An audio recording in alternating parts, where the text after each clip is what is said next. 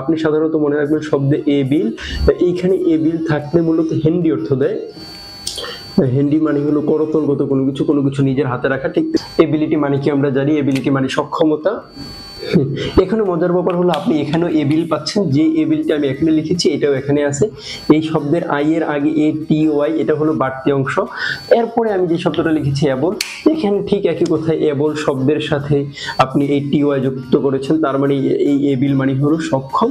এখন যদি আমি প্রশ্ন করি তাহলে এবল না এমন কোন ব্যক্তির অর্থে, ঠিক তেমনি আমি এখানে দুইটা শব্দ লিখেছি, আনএবল অথবা এবং ডিজেবল।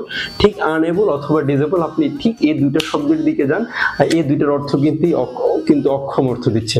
তার মানে আপনি যদি এখান থেকে শুধু ধরেই নিতে পারেন যে এবল দ্বারা কি বোঝায়, তাহলে কিন্তু আপনি ধরে নিচ্ছেন এই এবল, আর ঠিক এবল। ঠিক তেমনি আবার যদি বলি অ্যাবলি, এখানেও এরকমই অর্থ দেয় যে যেহেতু এখানে ডিসটা নেই কিংবা আনটা নেই, তার মানে এই এবলি অর্থ কিন্তু সক্ষম অর্থ দিচ্ছে। তার মানে আপনি ধরেই নিচ্ছেন, আপনি এখানে যদি এই রূপটা ধরে নিতে পারেন তাহলে আপনি, কিংবা এই ধাতুটা ধরে নিতে পারেন তাহলে আপনি ইজিলি অনায়াসে অর্থগুলো বের করতে পারবেন।